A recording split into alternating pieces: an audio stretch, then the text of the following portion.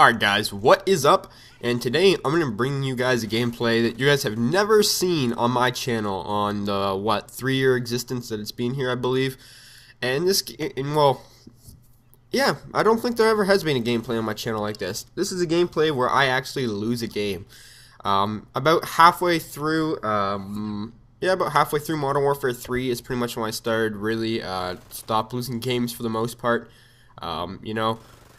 Win-loss became a really big factor into pretty much when I play video games, and I pretty much made it my goal to make sure that I don't lose games. And about partway through Black Ops 2, I made it my goal to not even get losses from dashboards and stuff like that. I started forcing host on Call of Duty, and then in Call of Duty Ghosts, I started forcing host as well, and only playing on our host. Excuse me there. Just woke up a little congested. But yeah, basically this right here is a game where we actually lost a legitimate game. This is only my second legitimate loss in Call of Duty Ghosts. I've only lost one legit game before, and what I mean by legit is the fact that I have 6 losses. This right here is my most current loss, my 6th loss. And only 2 of the 6 losses are legitimate. The rest of them are either connections times out, or getting timed out, or the host dashboarded when we didn't have host. So yeah, basically that's what happened right here, and I'm going to kind of break down this loss for you. You guys kind of see I'm speeding it up right here. The start of the game was kind of boring. Not really a whole lot happened. It was pretty much just me running around at the start. And yeah, guys, I'm going to start breaking down this loss for you guys and pretty much how I did lose.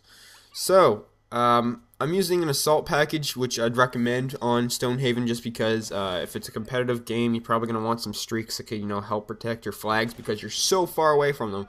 And pretty much there's 2 main reasons why we lost this game.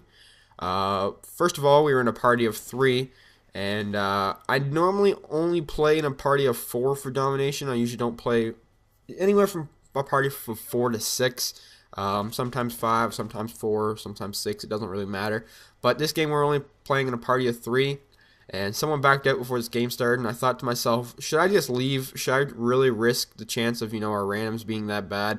And of course, that's pretty much one of the reasons that we lost, was that we had randoms that the other 3 randoms combined, I think, for 4 captures, and 2 of the randoms, which were split screeners, they went a combined total of 4 kills and 45 deaths.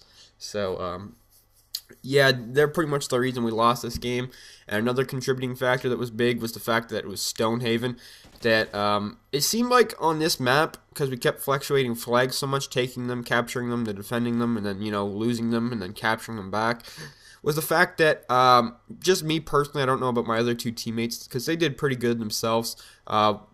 Pretty much, we'd be sitting at A, we'd be defending A, and then we'd lose a flag at C. So, I'd have to run all the way over to C, and since it's so far and it takes legitimately about 30 seconds to get there, about 20-30 seconds to get to the other flag, by the time I got to C and started fighting to capture it back, we'd be losing A and lost A, and then maybe we lost B. Basically what it was we couldn't really hold down one flag with our party of 3, because as soon as we leave one flag, the enemies, or well, our stupid little split screening teammates, the randoms, they couldn't protect a flag for their lives. And matter of fact, they weren't really near the flags most of the game. Another big reason why we lost is due to the fact because the randoms was basically because they'd be sitting in far corners of the map, just giving us bad spawns. So you guys know if you're holding a flag and you have teammates near a flag, if you die near the flag, you won't spawn way out in the middle of nowhere most of the time. You'll spawn pretty close to where most of your teammates are, where the flag is most of the time, right? Because that's your flag. Well, we had teammates that were nowhere near the flags, and they'd just be in random parts of Stonehaven, and they'd spawn us out to the point where we weren't close to the objective anymore. So we kept getting bad spawns. If you guys remember in Hardpoint, you have to rotate early. You have to get those spawns early, right? Because if you get spawned off a hill, then that's the whole it's not good. So that's the whole point of rotating. So it's kind of like that to a certain extent. Pretty much, so you can see our random right there. What the fuck is he doing? They'd be sitting in weird spots, just getting us really bad spawns, and we'd have to run all the way just to get to the action again. Where the other teammates kept spawning near the objective, just simply because they were around the objective most of the time. But yeah, that's pretty much the two biggest factors of why we lost this game. I really didn't play the greatest myself. I definitely didn't do bad. I think I did pretty good KD wise, but that really wasn't the biggest point.